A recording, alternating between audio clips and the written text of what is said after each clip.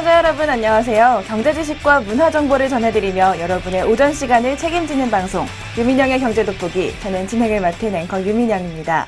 벌써 6월의 첫날이 시작됐습니다.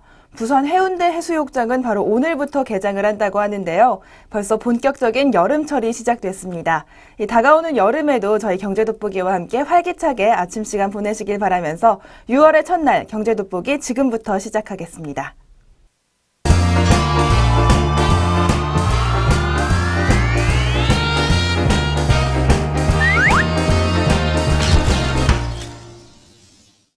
첫 순서는 최신 경제 이슈를 빠르고 깊게 들여다보는 시간, 동향돋보기 시간입니다. 오늘 동향돋보기에서는 세계 각국이 금리 인하를 멈추고 있다는 소식 자세히 전해드리겠습니다. 자국 통화 강세로 골머리를 앓고 있던 각국의 중앙은행들이 이제 한숨을 돌리게 됐다고 합니다. 바로 지난주죠. 제니 옐런 미 연방준비제도 의장이 연내 기준금리 인상 의지를 밝히면서 막바지 조정 단계에 있던 달러화가 반등했기 때문입니다. 바로 통화 절하를 위해서 경기 부양을 하기 위해 기준금리를 검토할 수밖에 없었던 다른 나라들의 중앙은행이 달러화 강세라는 단비를 만나서 고민을 조금 덜 수 있게 됐다고 합니다. 작년 10월 이후 바로 12곳이 넘는 중앙은행들이 통화 완화 정책, 금리 인하를 단행했었는데요. 호주와 뉴질랜드, 캐나다가 대표적으로 자국 통화 강세, 즉 환율 하락으로 압박을 받고 있었습니다. 옐런 의장의 발언이 나오기 전인 21일 이후 호주 달러는 미 달러화에 대해 1.9%나 하락했다고 하고요. 캐나다 달러도 미 달러화에 대해 1.9% 밀려서 1.24 캐나다 달러 정도에 거래됐었다고 합니다. 뉴질랜드 달러는 26일 2개월 만에 최저치로 떨어지기도 했습니다. 파이낸셜 타임즈는 호주와 뉴질랜드가 완화 궤도에 있지만 경기 부양을 위해서는 미 달러화 강세를 더욱더 선호할 것이라고 말하고 있습니다. 금융 완화 정책이 물가 상승에는 도움이 됐지만 주요 도시의 주택시장 과열을 부추길 우려가 있기 때문이라고 합니다. 가계부채를 걱정하는 우리나라와 상황이 비슷해 보이는데요. 호주 중앙은행은 3개월 만인 지난 5일에 기준금리를 추가로 내리기도 했었습니다. 호주 중앙은행 부총재에 따르면 어느 시점인가 연준이 금리를 오르면 미 달러화는 호주 달러에 비해 강세를 보일 것이고 이는 환영할 만한 일이라고 평가하고 있습니다. 또 뉴질랜드 중앙은행은 작년 6월 기준금리를 올린 이후 동결 행보를 지속하고는 있지만 경기 부양을 위해 금리를 인하해야 한다는 목소리가 높아진 상태였습니다.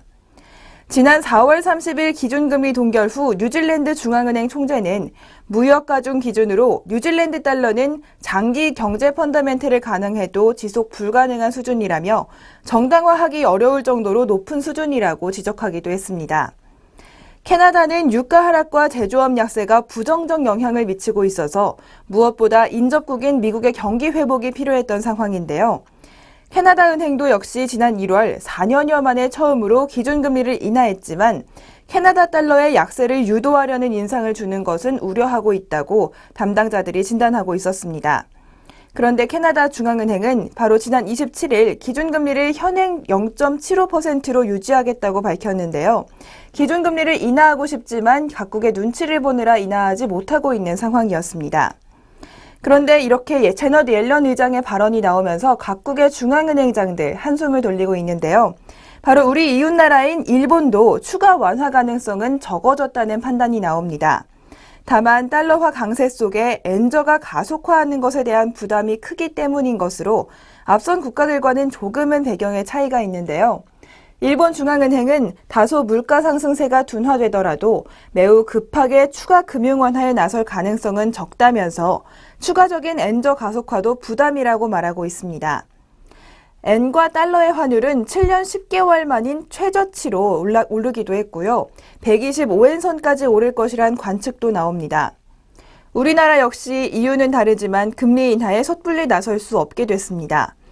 미국이 기준금리를 올릴 것이란 전망으로 자금 유출에 대한 우려가 커졌을 뿐 아니라 금리 인하 때문에 가계부채 문제가 더 악화될 가능성도 있기 때문입니다. 다만 다른 나라는요, 중국의 경우에는 조금 다른 사정이라고 하는데요. 미국의 금리 인상으로 별다른 영향을 받지 않을 것으로 보이는 중국은 독자적으로 계속 완화 정책을 이어갈 것으로 보입니다. 신화통신에 따르면 인민은행은 이르면 6월에 지급준비율이나 기준금리를 인하할 것으로 예측이 되고 있습니다. 위안화는 지난해 주요국 통화가 달러화에 대해 하락했음에도 상대적으로 탄탄한 모습을 보였기 때문입니다. 또 인도의 경우에는 미국의 금리 인상에 따른 불안이 나타날 수 있다는 전망에도 이번 달 2일 기준금리를 25bp 낮은 7.25%포인트로 조정할 것으로 전망되기도 했습니다. 이례적으로 낮은 인플레이션 때문에 실질 기준금리가 여전히 높게 유지되고 있다며 인도의 경우에는 중앙은행의 금리 인하가 정당화될 수 있을 거라는 분석이 나옵니다. 인도는 올해 이미 기준금리를 2차례나 인하했는데요. 인도는 이렇게 기준금리를 계속해서 인하할 수 있도록 미국과의 엇갈리는 정책 행보에 대비해서 외환 보유액을 대거 쌓은 것으로 알려졌습니다. 이렇게 각국이 미국의 달러화 강세를 반기면서 통화 완화 정책을 이제 그만두고 있는 모습을 보이는데요. 하지만 중국과 인도의 상황은 다르다는 점, 글로벌 경제를 살펴볼 때 유의할 점인 것 같습니다. 지금까지 동향돋보기 시간이었습니다.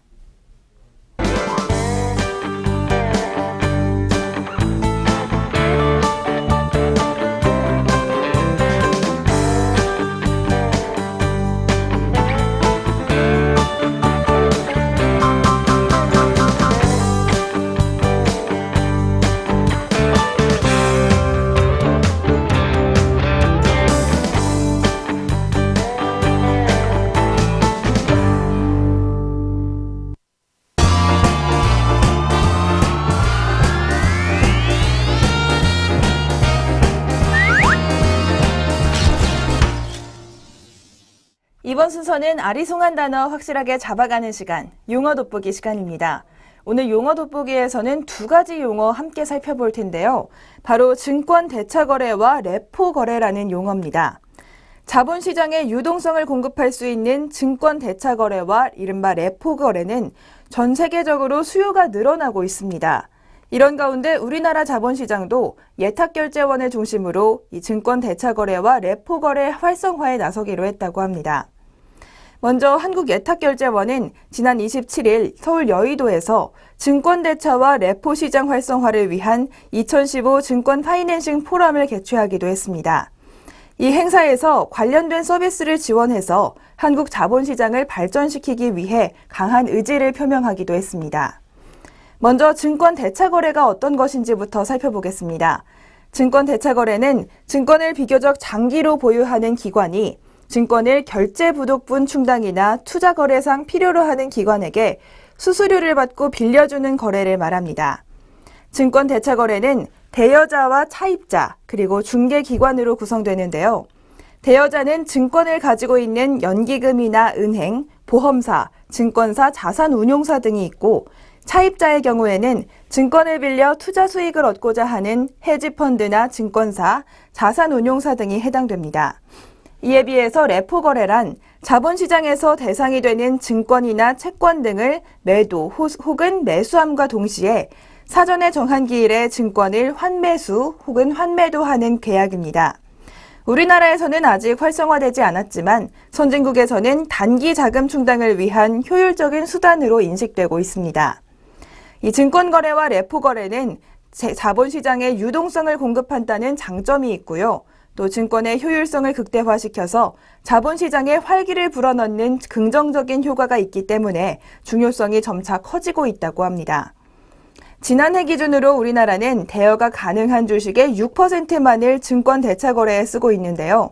일본이 13%, 대만의 20%에 비하면 아직 매우 적은 수치라는 평가입니다. 또 시장에 유동성을 부여할 자산이 있음에도 우리나라 시장이 적극적으로 이를 활용하지 못하고 있다고 평가가 나오고 있는데요. 바로 증권 대차 거래와 레포 시장이 활성화되지 못한 이유로 우리나라는 아직 헤지펀드 등 이런 수요자가 부족하다는 점을 들었고요. 또 단기적으로 콜거래에 대한 집중도가 높다는 것과 제도적 규제도 발전을 더디게 했다는 설명입니다. 하지만 유동성을 부여하는 증권 파이낸싱도 부분별하게 사용할 경우 거래 불투명성 그리고 거래 당사자 사이에 위기를 가중시킬 수 있다는 설명도 나오는데요. 그래서 바로 이 부분의 지속적인 성장은 기관별 거래에 투명한 관리가 선행되어야 한다는 지적입니다. 또 이날 포럼에서 증권 대차거래 시장이 우리나라 돈으로 22조 원이 넘는 220억 달러까지 성장할 수 있다는 분석도 나왔는데요. 이런 전망대로라면 증권 대차거래 시장은 기회와 가능성이 무궁무진하다는 분석도 나오고 있습니다.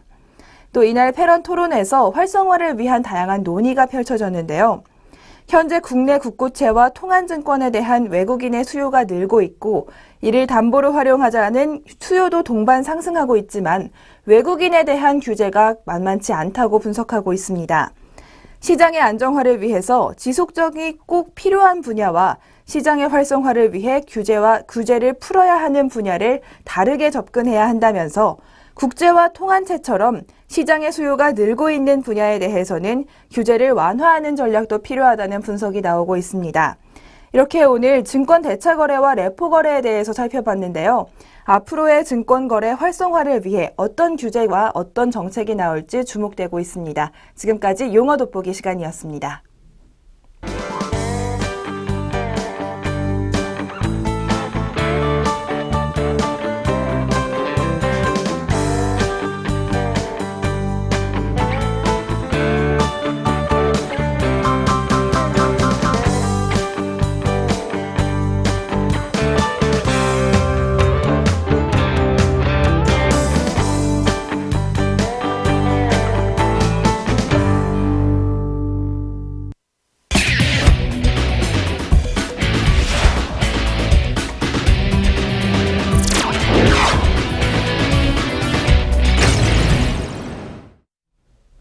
경제의 문화적 재미를 더하다. 컬처 앤 이코노미 시간입니다.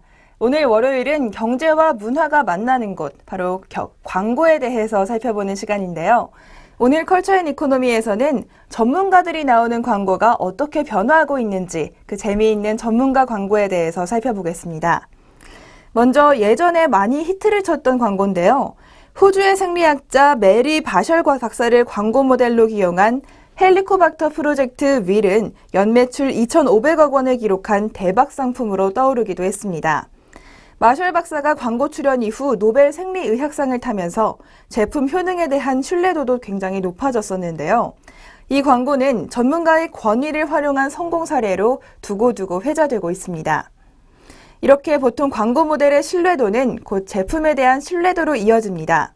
과거 모델들이 전문 분야에서 보여준 신뢰도를 바탕으로 소비자들은 광고의 메시지나 주장을 더욱 긍정적으로 판단하기 때문입니다.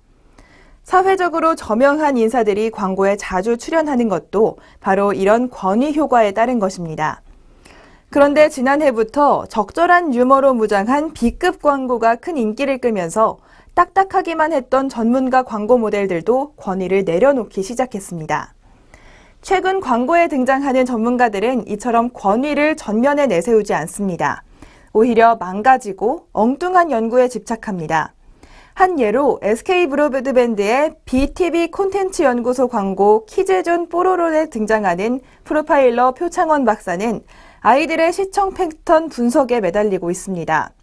또 소리공학자 배명진 교수도 TV를 시청하는 가족의 웃음소리 연구에 골몰하는 모습을 보여줍니다. 영화감독 장항준은 영화 시청 모습을 분석해서 개인의 취향에 맞는 영화를 추천하는 재미있는 역할을 맡고 있습니다. 유명한 전문가 모델을 기용해서 얻을 수 있는 권위에 더해 최근 유행하는 재미 요소가 합쳐진 겁니다. 또 한국 야쿠르트의 윌은 지난번 베리 마셜 박사에 이어서 유쾌한 강의로 유명한 문화심리학 박사 김정훈 교수를 새로운 모델로 기용했습니다. 전문가로서 김정훈 교수의 권위를 빌리되 더욱 유쾌하고 참신한 방법으로 접근했습니다. 최근에는 축구선수 출신인 이영표 해설위원도 내세웠는데요. 축구선수와 해설위원으로서 건강함과 전문성을 가진 이영표는 각종 예능 프로그램에도 출연해서 유쾌한 이미지를 겸비하고 있습니다. 이외에도 육아 리얼리티쇼에 출연 중인 강래호 셰프가 옥시크린의 광고에 출연해 청결한 주방 관리의 중요성을 제시합니다. 믿음직스러운 모습이지만 그렇다고 딱딱한 모습은 전혀 아닙니다. SK 브로드밴드 광고를 제작한 SK 플래닛 광고 부문 관계자는 소비자들에게 생소한 서비스를 소개하거나 신뢰도가 중요한 제품 광고에는 모델의 전문성을 내세우는 것이 매우 효과적이라고 말하고 있습니다. 그런데 최근에는 여기에 유머적인 요소를 더해서 신뢰도가 있으면서도 참신하게 표현하는 광고들이 주목받고 있다고 설명하고 있습니다. 이렇게 전문가의 권위에 더해서 재미라는 요소를 놓치지 않은 B급 광고들, 점차 광고 시장에 많아지고 있는데요. 전문가들도 권위를 내려놓는 현상과도 맞닿아 있는 것 같습니다. 지금까지 컬처 앤 이코노미, 재미있는 전문가 광고에 대해서 살펴봤습니다.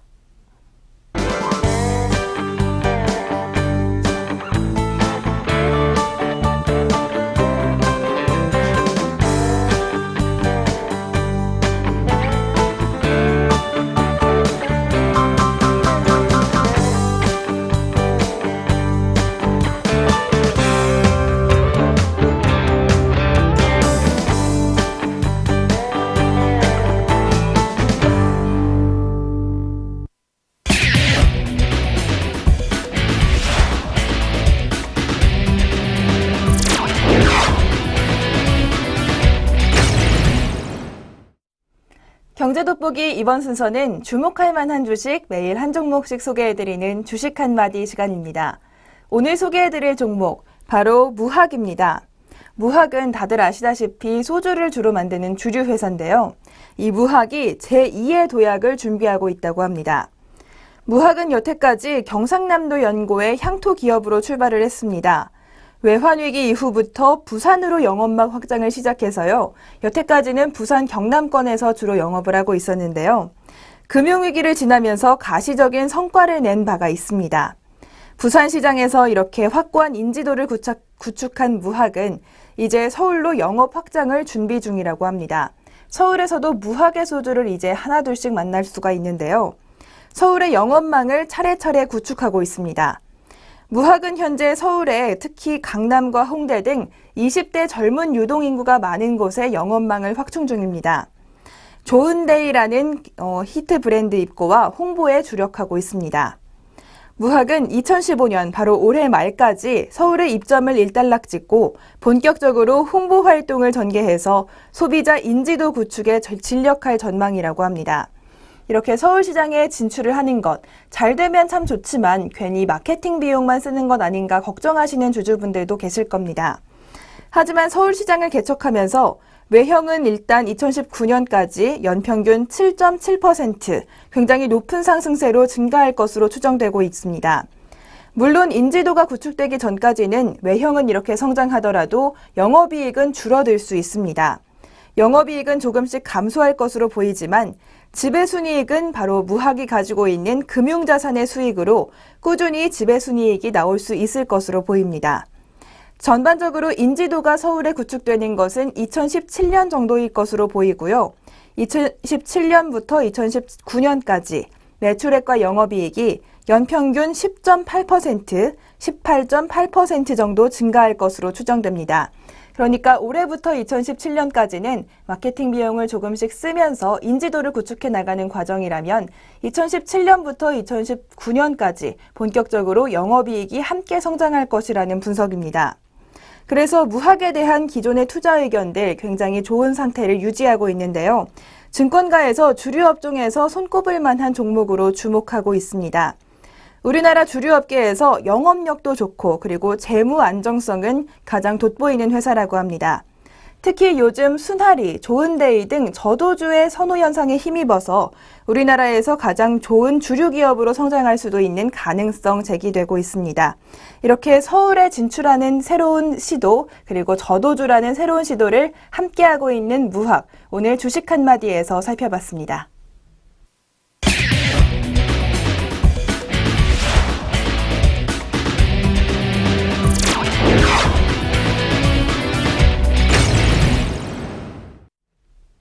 경제적으로 사느라 지친 삶 가운데 쉼표가 되는 시간, 3분 문학 충전 시간입니다. 오늘 저희가 준비한 시는 바로 서혜진 시인의 너에게라는 시인데요. 최근 더운 날씨 때문에 많이 몸도 마음도 지치신 분들 많으실 것 같습니다.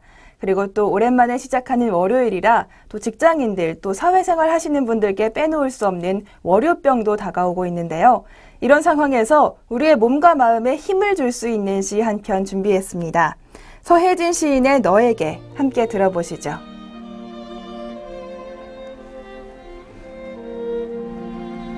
너에게 서혜진.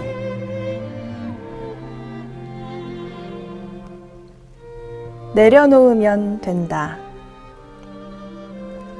구태여 내 마음을 괴롭히지 말거라. 부는 바람이 예뻐 그 눈부심에 웃던 내가 아니었니.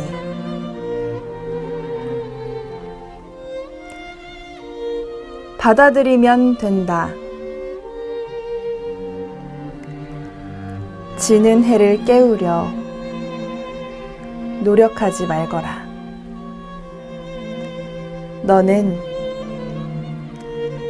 달빛에 더 아름답다. 서혜진 시인의 너에게라는 시에서 말하는 것처럼 부는 바람도 지는 해도 조금만 다르게 생각해보면 아름다운 면이 있습니다. 물론 바람이 부는 것이 싫을 수 있겠고요. 밝은 해가 계속 떠 있으면 좋겠다. 이런 마음이 생기기도 하지만요. 반대로 생각해보면 부는 바람이 예쁠 수도 있고 또 지는 해가 진다면 달이 떠올라서 그 달빛이 더욱더 아름다울 수도 있는 것이었습니다. 조금만 다르게 생각해보면 좋은 면이 있다는 것, 우리 생활의 많은 곳에서 찾아볼 수 있을 것 같은데요. 조금만 내려놓고 받아들이고 조금 좋은 면을 바라보려는 습관, 우리 모두가 함께 키워나갔으면 좋겠습니다.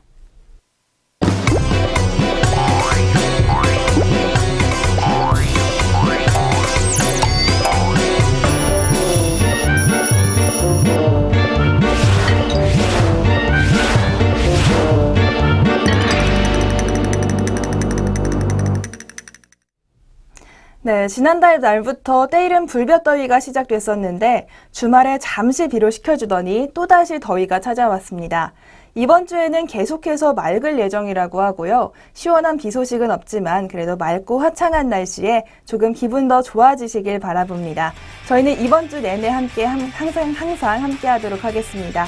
내일 이 시간에 다시 찾아뵙겠습니다. 오늘 경제 돋보기 시청해주신 여러분 고맙습니다.